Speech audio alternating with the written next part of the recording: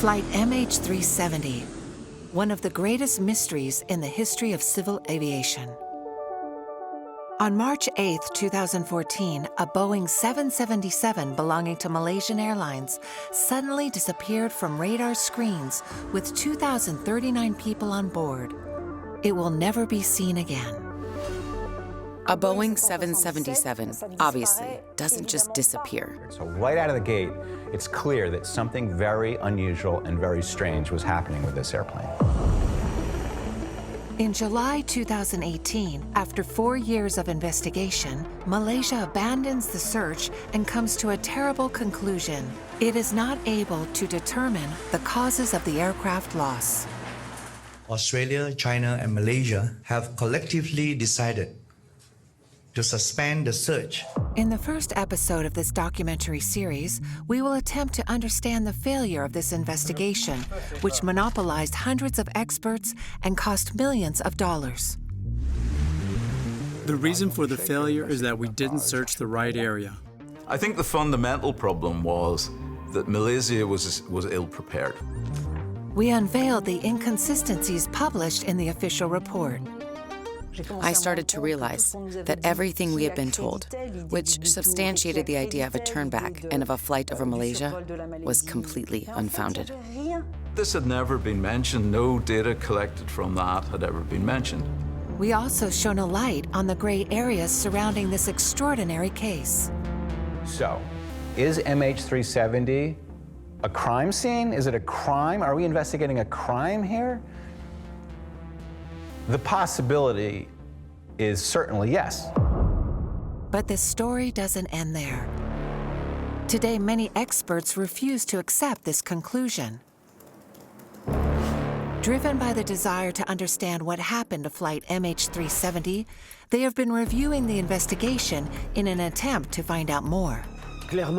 Clearly, all these events and points are not a coincidence.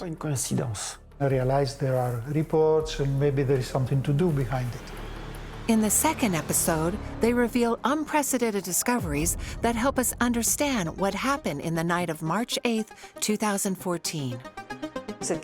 This cargo is loaded without being scanned. What it later turned out was that the Inmarsat communication system had been turned off and then turned back on again. After the diversion, there were 7 turns. If no one's flying it, there's no reason for an aircraft to do 7 turns. We have a credible witness that also corroborates the hypothesis of a crash in the South China Sea. And so, my theory starts to take shape. Why and how did Flight MH370 disappear? From my perspective, there's 3 sides to every story. Your side, my side, and the truth is somewhere between the 2. Never before have we been so close to the truth.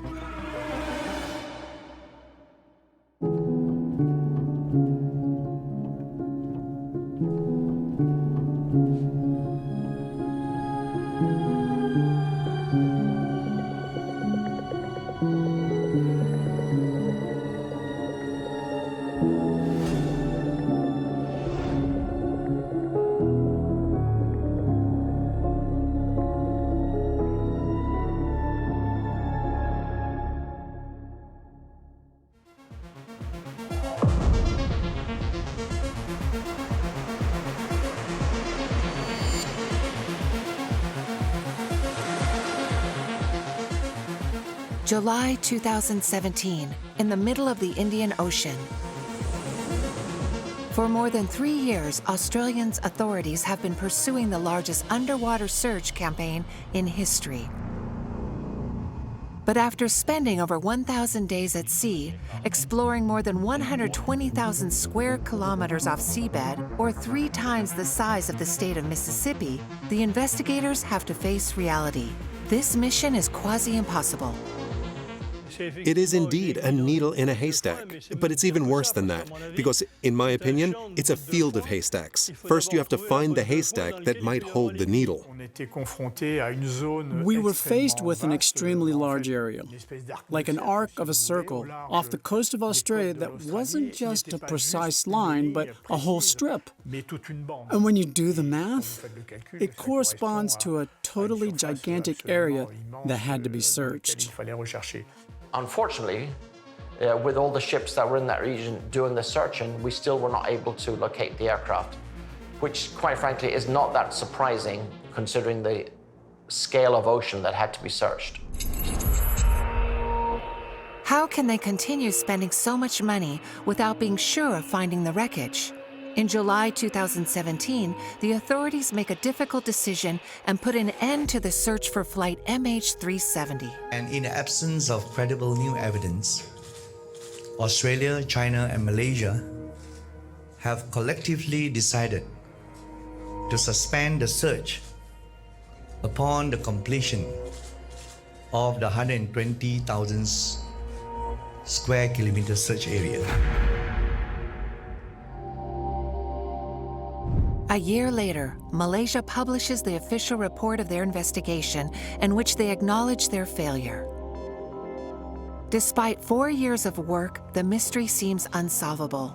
To their great despair, the families of the victims have obtained no answers.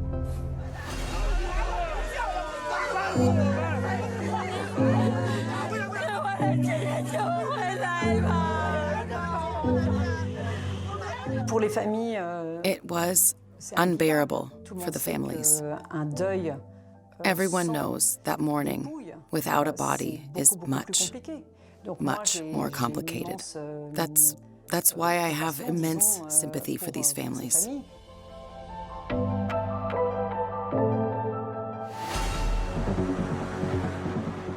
While the nations in charge of the investigation seem to give up, several voices around the world make themselves heard with one conviction. It is essential to understand the reasons behind this disappearance.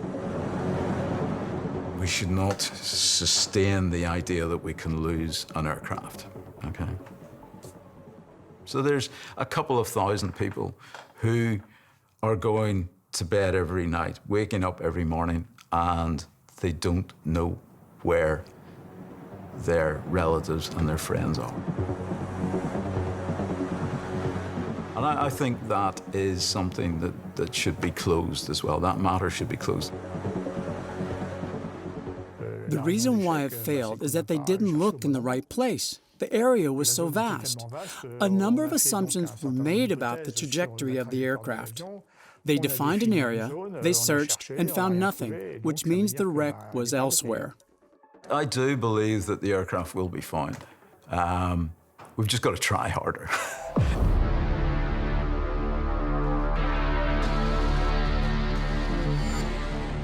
While many enthusiasts decide to conduct their own counter-investigation, a unique group of experts start to emerge as a reference in the aviation community. Its name? The Independent Group. Among its members are Don Thompson and journalist Jeff Wise, both obsessed with this mystery. At a time where there was so much misinformation, so much lunacy, so much crazy, ungrounded ideas, and people like with mental health issues who were throwing in like their visions and their ideas that were just loopy. And so to have a group of people who could kind of gather together, and really keep it to a strict technical discussion was very invaluable. The initial objectives of the independent group were really to establish what observations and data were actually factual, were credible, and therefore could be taken forward to try and determine where the aircraft impacted the ocean. The first 6 months was kind of the glory period, where we were really making progress and kind of pooling our insight, pooling our technical knowledge, exchanging ideas, and coming up with a really well-grounded, scientifically grounded set of explanations. When Malaysia publishes its investigative report on July 30th, 2018, the group of experts is quick to voice its viewpoint. The Malaysian investigation is just simply not rigorous enough. And certainly they're not demonstrating any real level of rigor. That's kind of frustrating because ultimately it's a Malaysian problem. The aircraft was operated by a Malaysian airline, it was operated out of a Malaysian airport, etc. Little by little, several experts form an opinion. To maximize the chances of finding the aircraft, the satellite data must be studied in more detail so as to determine with more accuracy the end of the trajectory of flight MH370 after passing the 7th arc. The Australian Civil Aviation Safety Authority began with the assumption that the 7th arc was indeed the end of the flight, and that it was where the plane had exhausted its fuel. With the analysis of the Inmarsat satellite data, they concluded that since the downward speed was very high, the plane was in free fall or nose down, and that the drop point was very close to the 7th arc. But they didn't know exactly what trajectory it had followed. The plane continued to fly after the last Inmarsat signal. What did it do afterwards? Did it continue to glide? A plane gliding at this altitude can fly for 120 kilometers. It can fall steeply. If you don't make these hypotheses, you get nothing from the Inmarsat data. As a result, engineer Don Thompson tries to put satellite data to the test of a new hypothesis. What if the plane had continued to glide after exhausting its fuel at the 7th arc? After several weeks of work and calculations, the engineer determines a new sector, still in the vicinity of the 7th arc, but this time located further south. It then became feasible for independent investigators to execute some flight path modeling. That allowed us to make some amendments to the assumptions we had carried to that time and become more precise about the line of the 7th arc. The line of the 7th arc is really the most critical one because it's the line of position that describes where the aircraft is likely to have impacted the ocean. Could this new boundary contain the wreckage of flight MH370? The independent group is hopeful. Without hesitation, they transmit their results to the authorities.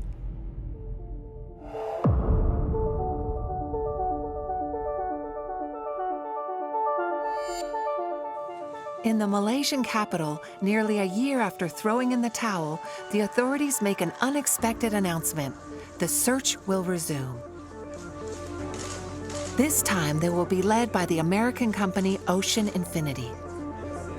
Based on the agreement, Ocean Infinity will undertake search operation to locate flight MH370 at an area of 25,000 square kilometers search at the South Indian Ocean. Most important, they must find the debris field. A debris field then is just a piece of wreckage, but it has to be the plane, the aircraft, and or the flight recorder.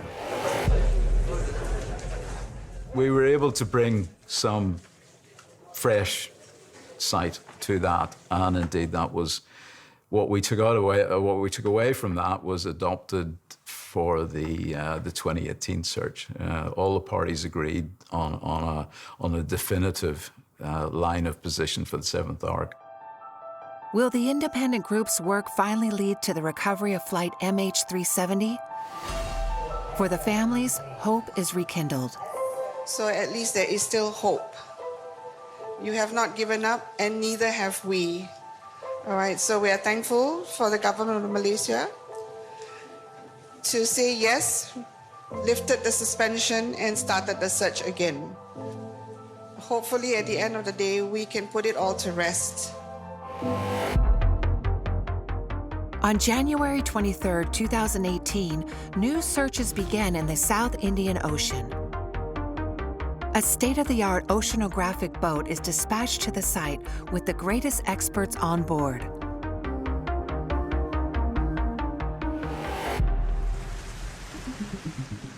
For this last chance mission, 8 autonomous underwater vehicles, or AUVs, are mobilized. These drones are capable of diving to a record 5,000 meters deep. Equipped with high-precision sonar, they coordinate to probe the seabed and find suspicious debris. They have phenomenal equipment. They have the ultimate in underwater drones. These are drones of military origin that are much bigger and have much more powerful sonar.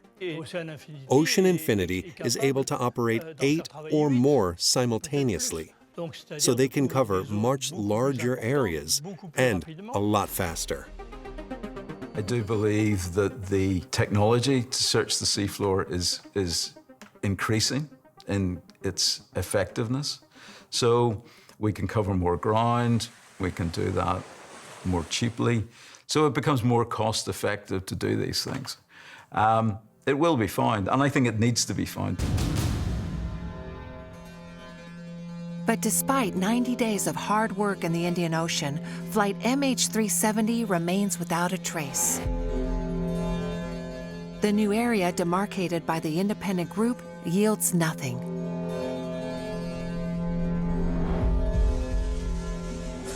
After this failure, new Malaysian Prime Minister Mahathir Mohamad appears defeated, almost overwhelmed in front of the press.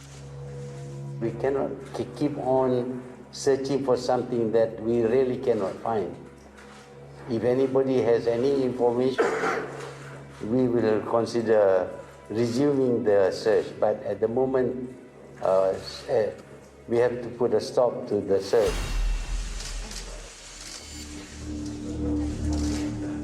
Despite state-of-the-art technology and high-level scientific work, the wreckage of flight MH370 is nowhere to be found. For many experts, a burning question now arises. What if they had to go back to square one?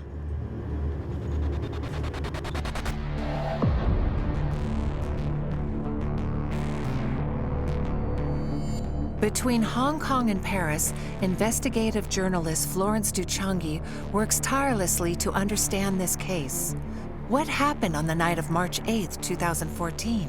Since the beginning of her counter-investigation, she has been inhabited by a firm belief. At first, I could accept that it was very complicated. But as time passes by, it became less plausible and less acceptable that the plane simply vanished. And this, obviously, has massive consequences, not only for the friends and families of the 239 people who were on board, but also for civil aviation.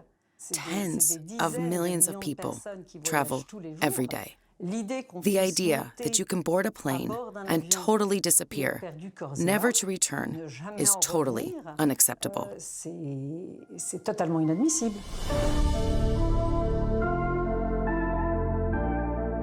Where have the Malaysians failed since 2014? One by one, the journalist re-examines all the clues of the official investigation, starting with the Inmarsat data. What if it is misleading? Is it possible that investigators relied on it too much in their search for the plane? You really have to be aware that the official version is based exclusively on the Inmarsat data. We're talking numbers and letters on a piece of paper. And it's on the basis of these tenuous signals, to say the least, that they claimed with certainty that the plane had crashed in the Indian Ocean. I mean, come on, seriously? Could the Inmarsat signals have misled investigators? For many experts, this data is part of the rare solid elements of the investigation. If you don't believe in the validity of these Inmarsat signals, that means you think they've been completely reconstructed. The idea that this company would collude from top to bottom in order to invent false signals seems very, very implausible. Now that we've analyzed the data we have from different angles, with these various hypotheses and with the various referencing of other data, the probability that it's been tampered with is very low. Inmarsat wouldn't do that because their credibility is at stake. They're operators, they have responsibilities, and they wouldn't discredit themselves by tampering with data. Inventing such a conspiracy is quite a stretch. I think that there would have been leaks or that glaring inconsistencies would have been detected after a while, neither of which happened. Florence de Changy continues to doubt the veracity of the information provided by the official Malaysian version. Rereading the investigative report, a first element seems incoherent to her: the radar images which indicate that the plane turned back. When you look at what the report says about these radar images that supposedly support the overflight, you realize that they're incredibly inconsistent with the Boeing 777. It's crazy to see in the report itself that the first chapter about Malaysian military radar says the following. It became very apparent, however, that the recorded altitude and speed change were well beyond the capability of the aircraft. That's insane. The whole report starts by saying that the flight of a Boeing 777 doesn't match the data. I don't know what else you need to denounce the invalidity of the data. For engineer Jean-Luc Marchand, there is an explanation for this contradictory information. The quality of the data is indeed questionable. Personally, I think the fluctuation of the data is due to the system itself. We're not sure that it was well calibrated, that it was regularly running well, that the maintenance was done properly, or that the signal processing was clean enough to rebuild the echoes well. How is it that this ultra-monitored area boarding several countries, but the Malaysian military radar was the only one to record the U-turn?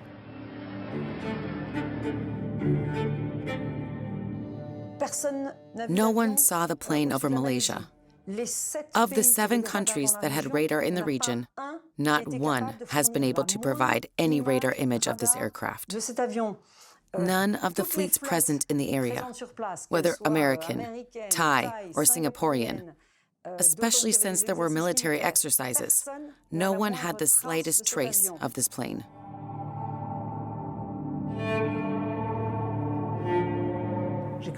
I began to realize that everything we'd been told that gave credence to the idea of the U-turn, the idea of flying over Malaysia and going up the Malacca Strait and the final flight to the Indian Ocean was totally unsubstantiated.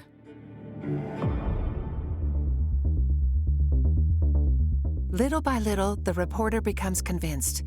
It's not only the Malaysian investigation that must be questioned, but the disappearance itself.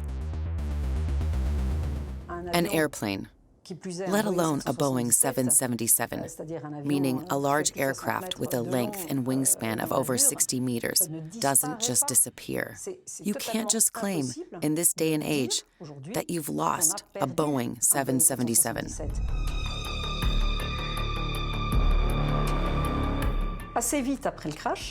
Soon after the crash came the reaction of Tim Clark, Sir Tim Clark, the president of Emirates, one of the biggest and best airlines in the world, with the largest fleet of Boeing 777s.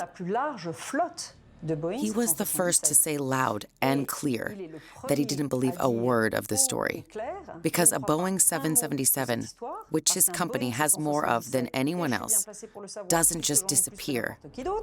And it raises concerns that someone with such experience, expertise, status, and credibility would stick their neck out and alienate everyone else by saying loud and clear that this story makes no sense. How could flight MH370 be lost? What if a military operation was actually behind its disappearance? Little by little, Florence de Changy built her hypothesis.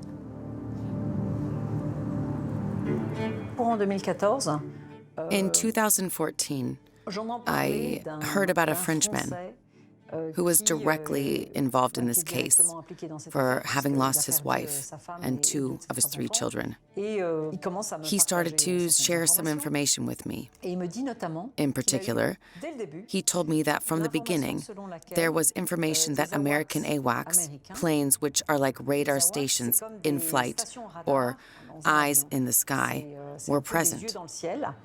A high-level source told him that there were American AWACS in the area and that the Americans knew what happened, but he couldn't say more.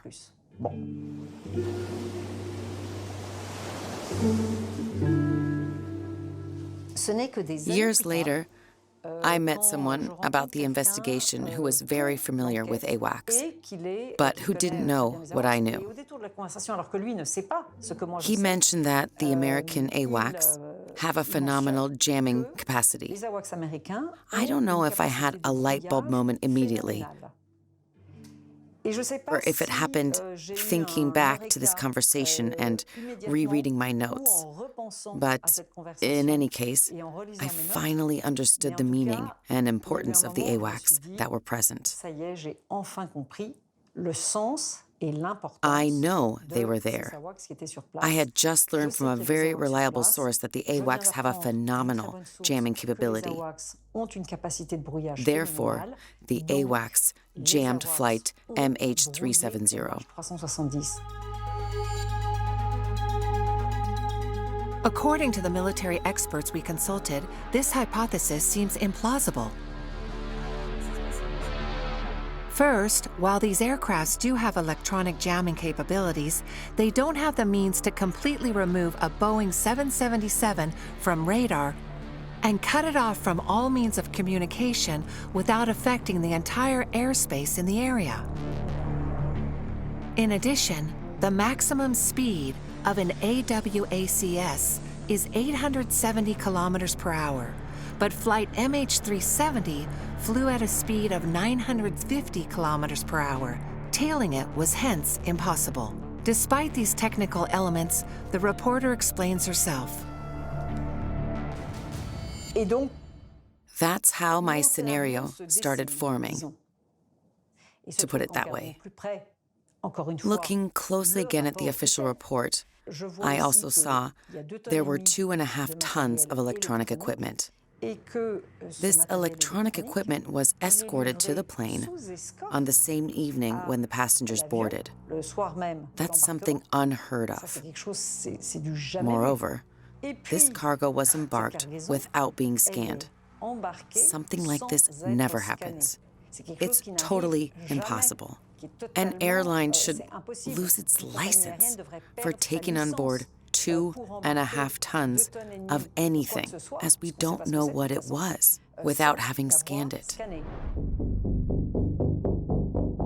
The Malaysian investigation report, however, specifies the contents of this cargo: lithium batteries made by Motorola. Also stated is the fact that the cargo was not scanned at Kuala Lumpur Airport because it was physically inspected by the company in charge of its transport, mass cargo, and checked before being transported under the seal to the hold of flight MH370. Despite this information, Florence de Changy continues her counter-investigation in search of new elements. I remember the testimony from someone who had contacted me with utter conviction, not to mention relentlessness, to tell me that he swore to God that he had seen footage on Vietnamese television showing the plane being recovered the very day after the crash. So, we have credible human testimony that also corroborates the thesis, or the hypothesis, rather, of a crash in the South China Sea.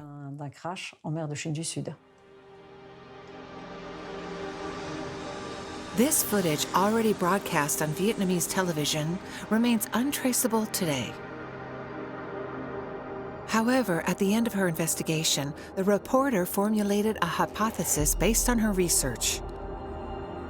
What if Flight MH370 was carrying sensitive cargo and had fallen victim to a military operation in the Chinese Sea involving the United States?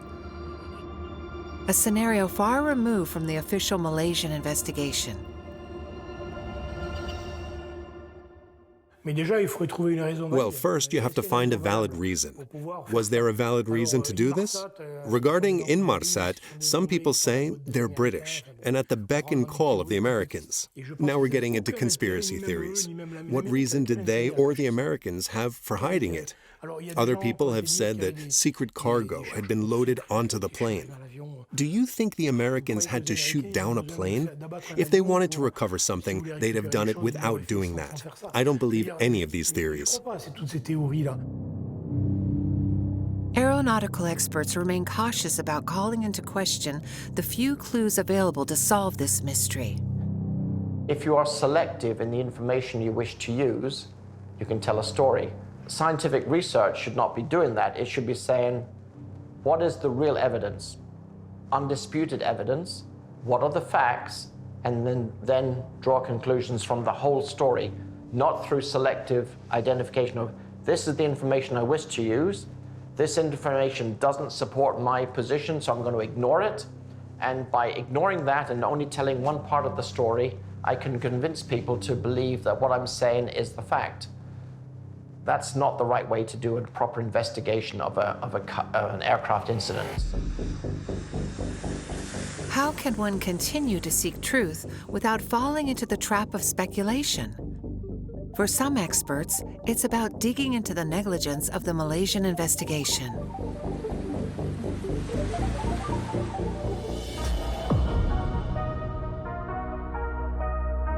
In Belfast, Northern Ireland, Don Thompson tirelessly pursues his counter-investigation, looking for new credible clues. Looking back at the conclusions of the official report, the engineer realizes that an aeronautical technology was completely neglected during the investigation, ADS-B. ADS-B is a very useful technology. It's been used across the world, and it's a significant tool in the future of air navigation. That is typically GPS, a global navigation satellite system. Around the world, the ADS-B station network receives and records aircraft flight data and redistributes it to control towers in the area. This technology allows aircraft controllers to see the aircrafts on their radar screens. It's actually providing the same level of surveillance data as modern radar systems do, but it includes the actual position of the aircraft, the definition of the position of the aircraft. But Don Thompson is surprised that this data is entirely absent from the official report. With further research, he makes a discovery. I had read that the Department of Civil Aviation had an operational ADS-B site in Malaysia, on the east coast of Malaysia, looking out over the South China Sea. But this had never been mentioned. No data collected from that had ever been mentioned.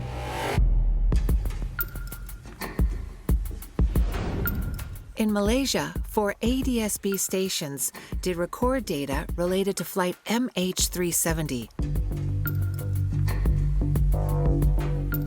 Yet none of the 1,000 pages of the official report mentions it. Very quickly, Don Thompson tries to recover this data from Malaysian Civil Aviation.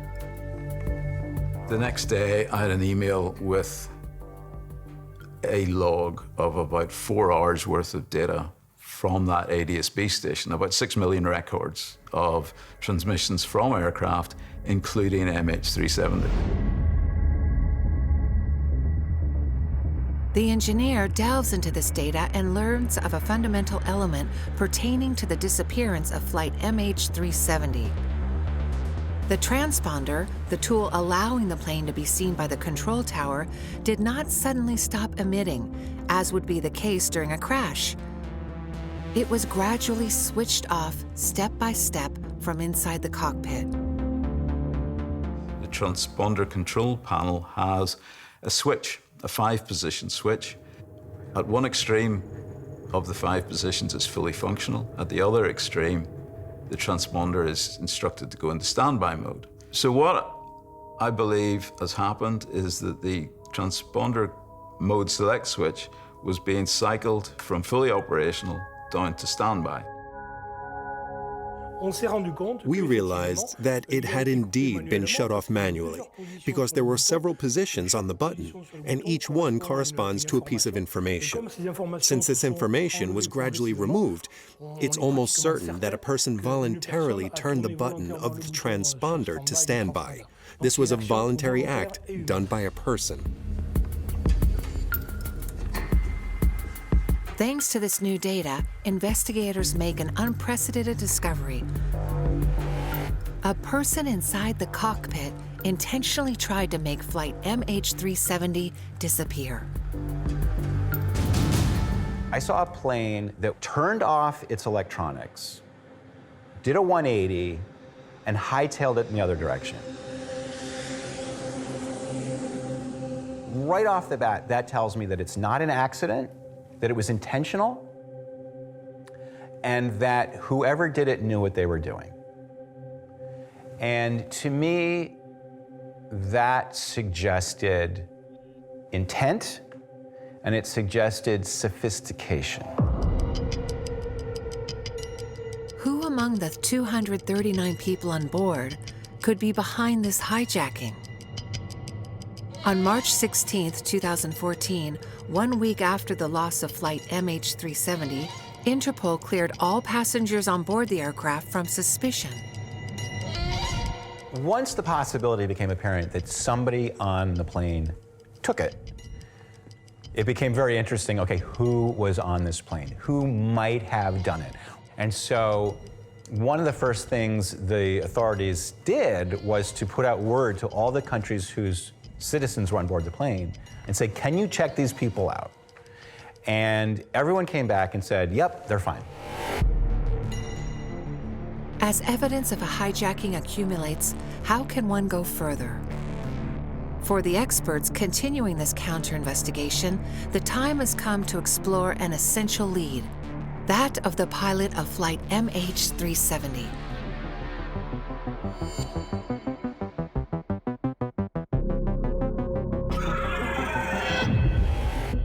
How to find out more about Zaharia Ahmed Shah, the pilot of flight MH370?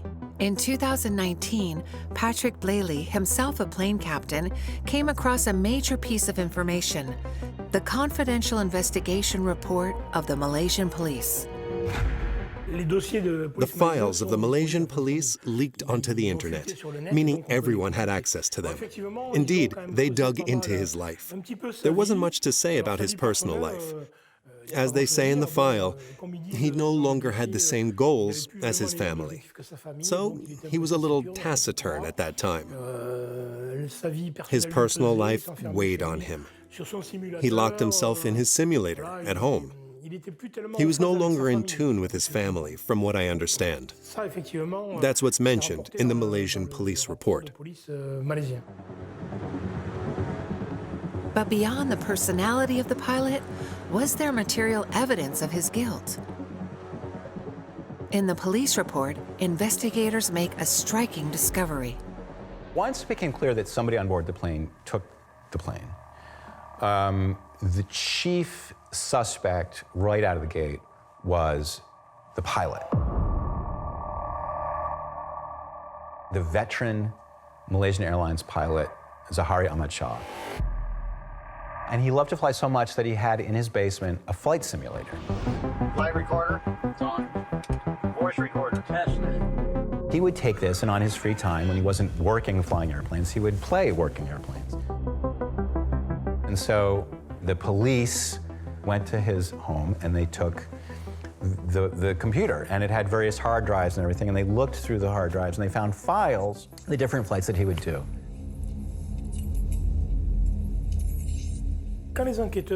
Investigators looked at his hard drive and extracted the data in the memory cache. They found 8 coordinate points.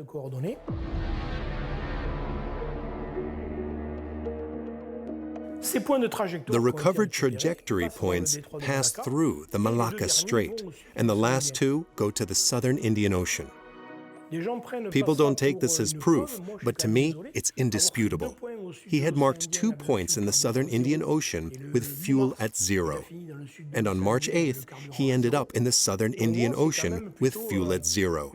To me, it's kind of a presumption of guilt, because he had clearly thought out this case scenario. He did so on a simulator, granted, but the actual scenario happened 3 weeks later.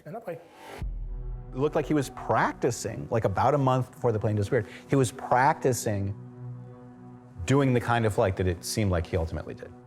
And so for a lot of people, like, this was kind of case closed. This was the final nail in the coffin that established without a doubt that Zahari was the culprit and that the plane really did go in the Southern Indian Ocean. Now,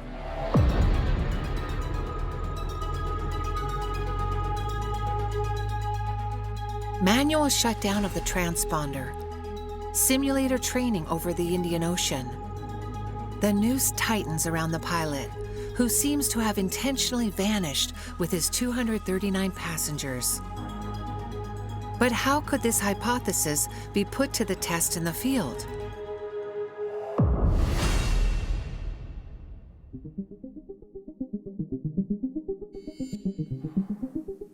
In 2020, Greek engineer Argyris Kamoulakos begins his own investigation. His objective, to try to find out more about the crash thanks to the debris of the plane found in 2015. As far as I know, very, very few people actually assess the information that can come out of the debris, and they do it in an empirical way, let's say. Based on their own past experience in their careers, they would say, it looks like this is what happened. So I propose to go further than it looks like, but actually do simulations and analysis and develop formulas to assess precisely what is going on. We went in a very scientific way to see what we can interpret from the information that exists. Could this debris shed more light on the fate of flight MH370? During his investigation, the engineer makes a first discovery. We know that there was no cloud of debris that was discovered. Maybe we missed it? Maybe we arrived too late? Maybe most of it sunk? But yet, those who survived and they floated around and they arrived years later on the coast of Africa should have been from all sides. It's not the case. Practically all the debris that is credible comes from the right side of the plane. How to interpret this astonishing coincidence? As an expert in aeronautical structures, Argyris Kamoulakos engages in complex calculations. Using a supercomputer, he simulates the impact of the plane on the sea from the recovered debris. After several days of work, he's able to define a very precise scenario. I believe the wing broke. The engine was liberated and passed over the wing and hit the tailplane. So the aircraft, to my opinion, should be possibly in 4 pieces. We should have the right wing from the position of the engine outwards as one piece, the engine as another piece, the front part of the fuselage, it will detach with the violent impact with the sea, and then the rest of the plane, an integral part. This is what I think the wreckage could look like. What can be deduced from this simulation? To Argyris Kamulakos, there is no doubt. Flight MH370 was not the victim of an in-flight accident or explosion. To my opinion, a credible end of flight of the MH370 was a ditching attempt that didn't go as it was supposed to, with the right wing hitting violently the water, and then the rest of the aircraft hit the water. We are not facing a catastrophic crash and disintegration of the aircraft. We are facing a missed ditching biased from the right side of the aircraft.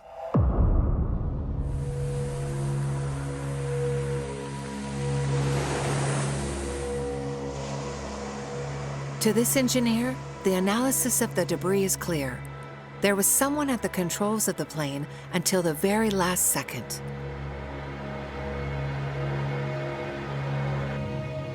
Could flight MH370 have been a suicide flight carefully planned by the pilot?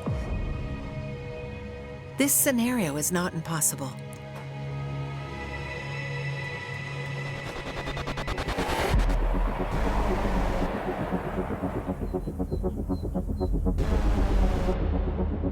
This is evidenced by the 2015 crash of a Germanwings A320.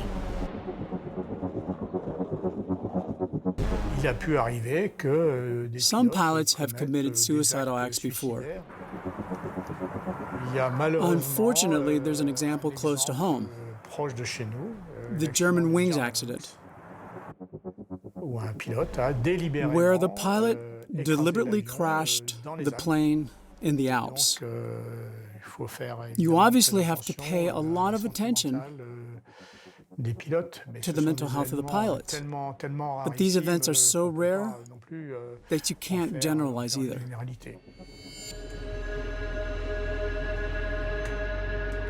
But if it was indeed of suicide, taking all the passengers with him, why did he fly incognito for 7 hours? Why orchestrate everything so carefully that the plane would never be found? I think he wanted to disappear. He wanted to vanish from the face of the earth with his plane and his passengers and never be found. He wanted to disappear without having the responsibility put on his shoulders. It's understandable, because afterwards, his family would have suffered the consequences. His family would have been told that their father killed 239 passengers in the depths of the Indian Ocean. I think his family would have taken it very badly, and understandably so. I think he didn't want to leave that image behind. So, if it was indeed a suicide, why didn't he do it in the morning when he left home? It's the same thing with Germanwings. Andreas Lubitz should have crashed his car into a wall or a tree, but he didn't. He wanted to die at the controls of his plane.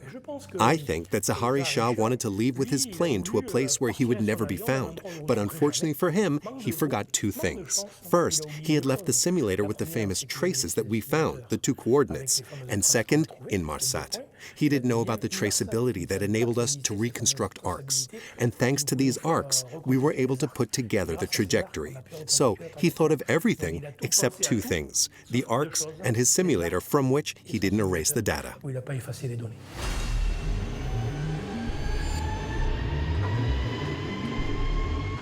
Nearly a decade after the disappearance of flight MH370, experts continue to analyze the available evidence in hopes of seeing more clearly. But they also know that in the absence of the plane, caution is essential. I was immediately convinced that it was very important to have an opinion on the pilot, the captain. It makes a huge difference to know whether or not the captain, might be guilty of something in this case.